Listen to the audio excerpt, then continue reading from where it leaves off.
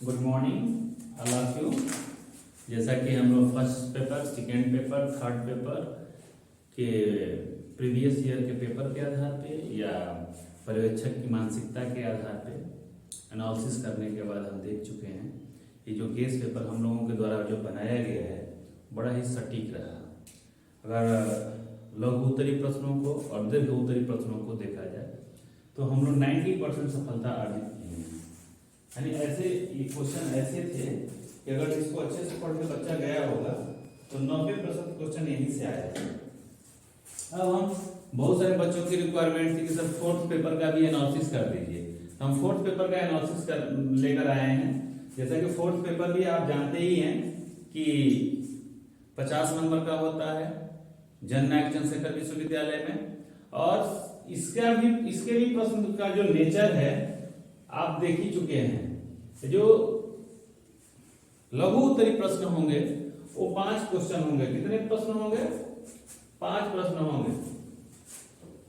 5 प्रश्न होगा। एक प्रश्न 2 नंबर का होगा, यानी लघु उत्तरी कितना का होगा?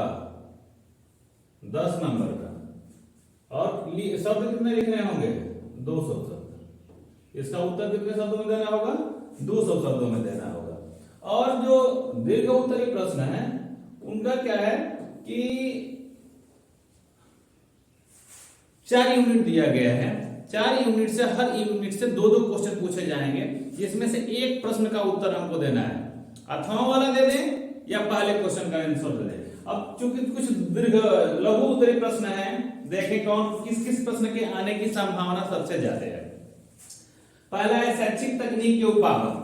शैक्षिक तकनीक के 3 उपागम, हार्डवेयर, सॉफ्टवेयर, सिस्टम एनालिसिस, यानी कठोर, शिल्प और प्रणाली उपागम। इसको अच्छे से पढ़ के जाइएगा। इस प्रश्न के पूछे जाने की संभावना चूंकि ज्यादा है। अगला है फ्लेनिस के अंतःक्रिया प्रतिमान के 10 श्रेणियां क्या हैं, इनका वर्णन कीजिए।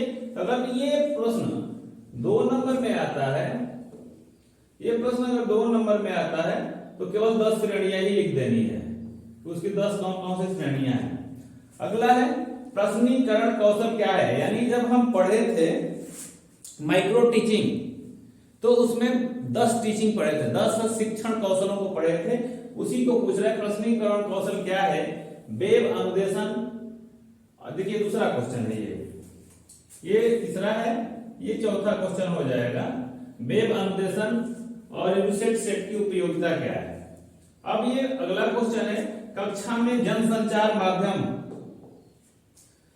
शिक्षण तकनीक की विशेषता, इंटरनेट और इंट्रानेट में अंतर, संप्रेषण में बाधाएं और संप्रेषण का महत्व। दोनों क्वेश्चन पूछ रहा है। संप्रेषण में कौन कौन सी बाधाएं हैं और उसका महत्व क्या है। अगला व्यवहारिक तकनीक। अगला क्वेश्चन जो है हमारा शिक्षण प्रतिमानों का वर्गीकरण, यानी जो शिक्षण प्रतिमान है हमारे जो मॉडल है उसके वर्गीकरण करना है, घटक को भी बताना है।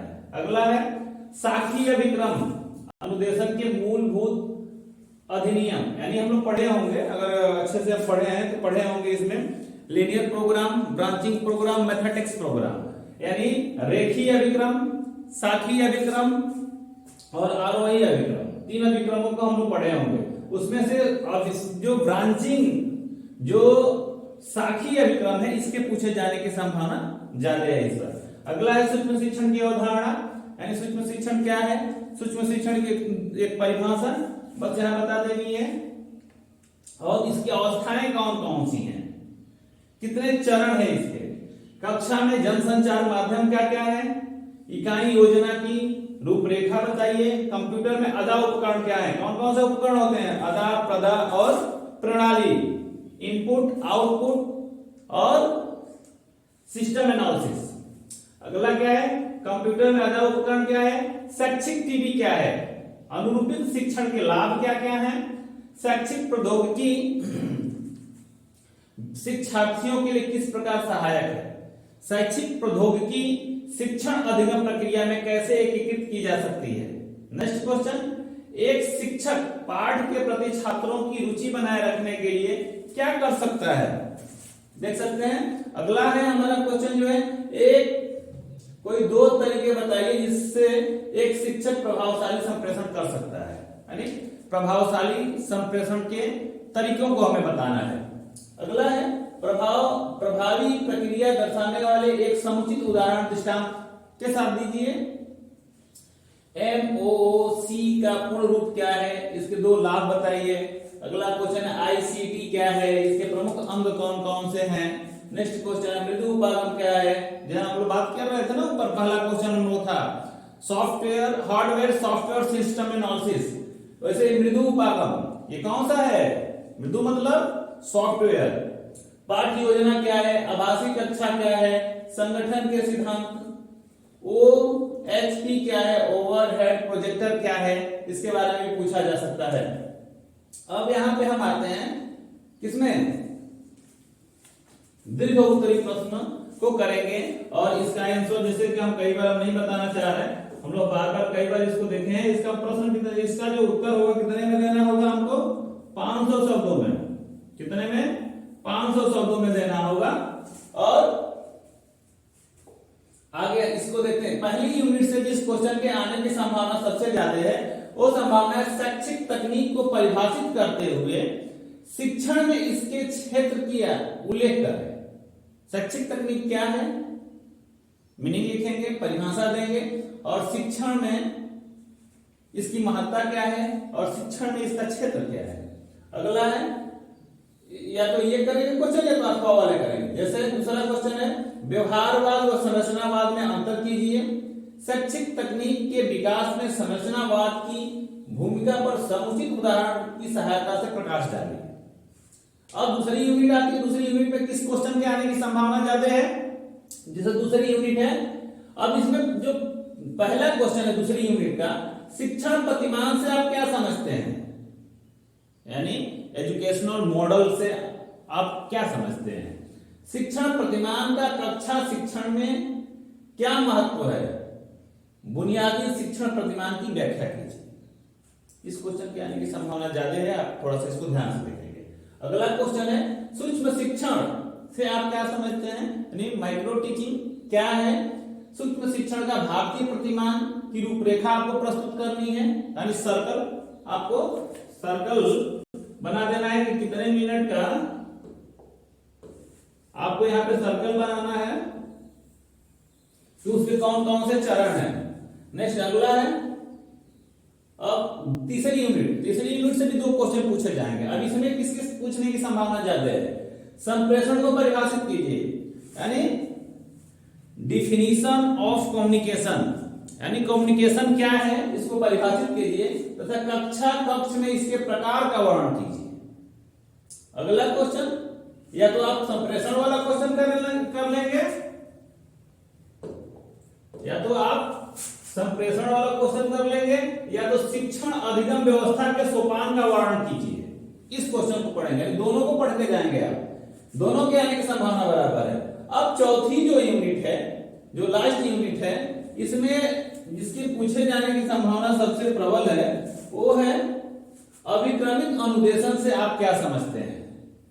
अभिक्रमित अनुदेशन के प्रकारों का वर्णन कीजिए, अथवा या तो अभिक्रमित अनुदेशन कर दीजिए या तो इसके प्रकार का वर्णन कर दीजिए, या तो आप ये करेंगे निम्नलिखित पर संक्षिप्त टिप्पणी लिखिए। जैसे शिक्षण में ICT का महत्व, शिक्षण में ICT का क्या महत्व है, या ई लर्निंग क्या है, मोबाइल लर्निंग क्या है, संप्रेषण नियंत्रण क्या है। अब ई लर्निंग और मोबाइल लर्निंग और शिक्षण, इस समय कोरोना काल में सबसे ज्यादा किसी पे काम हुआ है तो इसी पे हुआ है, यानी ICT क्या है, ई लर्निंग क्या है, मोबाइल लर्निंग क्या है। लगभग सारी यूनिवर्सिटी जितनी भी विश्वविद्यालय हैं सब ऑनलाइन क्लासेस चलाना स्टार्ट कर दिए हैं, और हम भी इसको अगर पढ़ के अच्छे से जाते हैं तो अच्छा नंबर आने की संभावना बहुत ही ज्यादा है। यानी इस प्रश्न में से 80% फंसने ही फंसने हैं, आप इसको रट के जाइए। और दूसरा काम है कि इसको जितना हो सके अपने मित्रों के साथ शेयर करिए, सब्सक्राइब करिए और कमेंट करिए, ताकि हम अगले क्लास में जब हम आए तो जननायक चंद्रशेखर विश्वविद्यालय के बीएड के विद्यार्थियों के लिए एक 50 नंबर का प्रैक्टिकल का प्रैक्टिकल होने वाला है। कितने नंबर का? 50 नंबर का प्रैक्टिकल होने वाला है। अब उसकी फाइल कैसे बनेगी? अगर आप लोगों की इच्छा होगी तो 50 में से जनरल 40 से अधिक नहीं दे सकती है।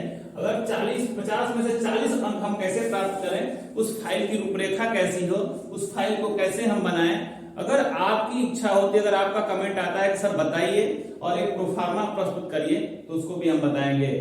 अगर इसको अधिक से अधिक लाइक करिए, सब्सक्राइब करिए और अपने मित्रों के बीच शेयर करिए, ताकि आपका सहपाठी, आपका मित्र इससे लाभ उठा सके। धन्यवाद।